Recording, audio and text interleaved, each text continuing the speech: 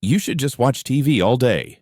That's what my son told me, his tone as flat as the remote he tossed onto my lap. It hit me harder than I expected. I didn't say a word. I just nodded, pretending it didn't sting.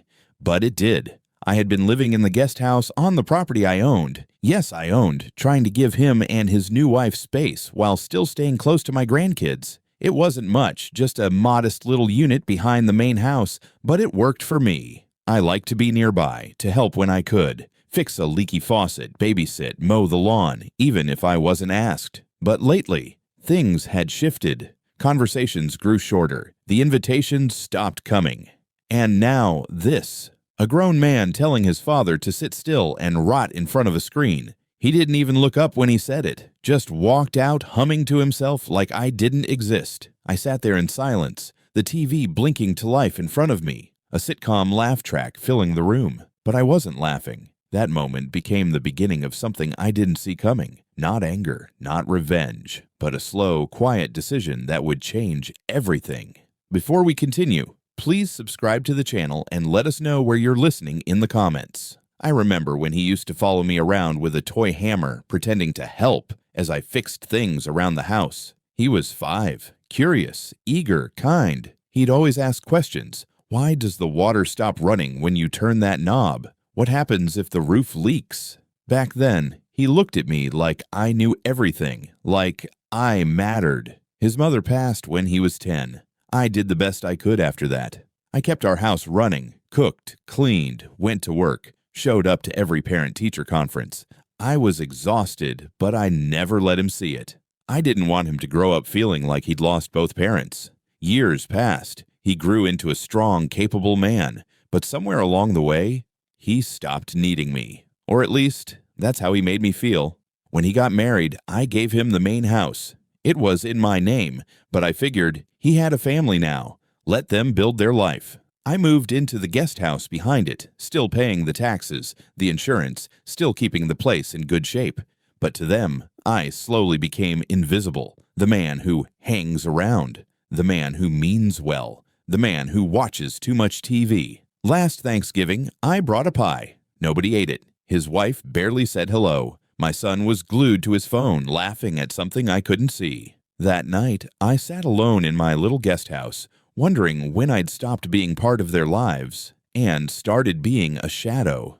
It's a strange feeling, to own everything, yet feel like you belong nowhere. I didn't want to believe what I had just heard, but those words, "He should just watch TV all day," kept echoing in my head like a broken record. I sat on the edge of my bed in the guest house, staring at the floor. My hands trembled, not with age this time, but with something deeper. A hollow kind of hurt. That's the thing about getting old. People stop looking at you like a person. You become background, like furniture. That night, I didn't eat dinner. I turned on the TV, ironically, and just sat there, not watching, just existing.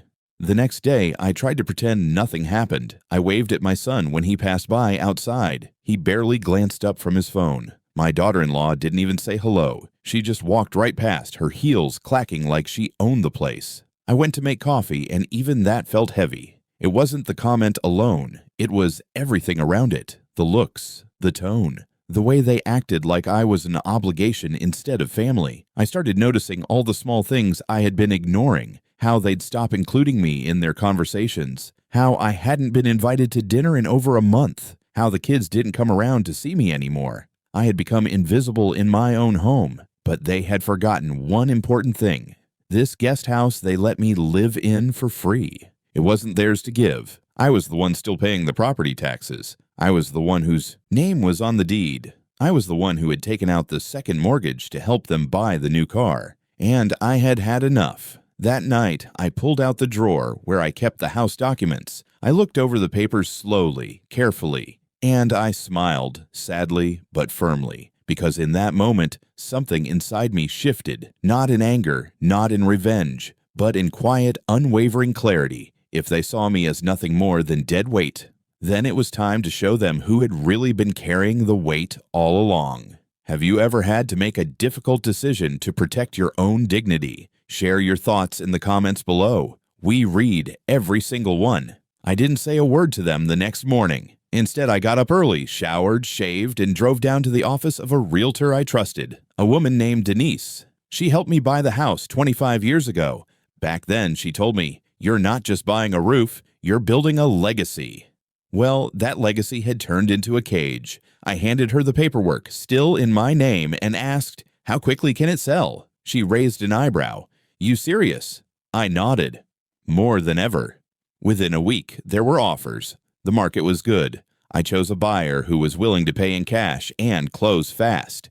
I didn't want drama. I just wanted peace. I arranged to move into a quiet senior community a few towns over. Nothing fancy, just a modest little place with a small garden and a chair out front. I pictured myself sitting there, sipping tea, watching the world move gently for once. I didn't tell them anything. The papers were signed, the sale was final, the deed was transferred, and still, I kept quiet. I waited until Sunday. My son and his wife had just returned from a weekend getaway. I knocked on the front door, wearing the same smile I used to greet them with when they were younger and still kind. "Lunch?" I asked. Thought we could sit down and talk. They looked surprised, but agreed. We sat at the dining table. I handed him a plain envelope. He opened it, read the letter inside. At first, he blinked, then frowned, then froze. "What is this?" he asked. "It's the sale confirmation," I said.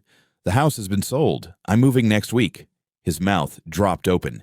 "You can't do that." "I already did," I replied calmly, and then I stood up and left the table. The calls started the next morning. First, it was just a text. "You're joking, right?" Then came the voicemail. "Dad, we can talk about this. Don't make any rash decisions." Rash? After years of being treated like a burden. I didn't answer. I didn't need to. I spent that week packing what little I cared to take. Most of the furniture had memories I no longer wanted to carry. I left it behind. Let the new owners decide what stayed and what went. When moving day came, the truck arrived early. I took one last look at the living room where I'd spent Christmas mornings alone, where I'd sat quietly while my son and his wife planned their lives like I was some piece of furniture collecting dust in the corner. I left the key on the kitchen counter with a note that read, "Respect is earned. You chose convenience over care. I chose peace."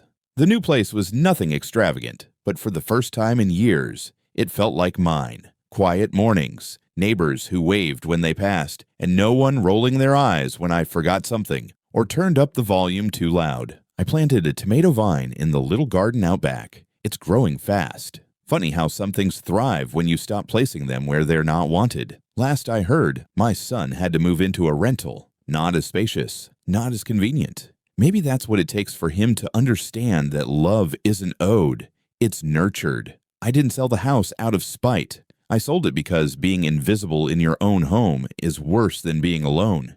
And sometimes the best revenge is simply moving on. If this story resonated with you, please like this video, subscribe to the channel, and share your own experiences with family boundaries in the comments. To listen to the next story, click on the box on the left. Thank you for watching.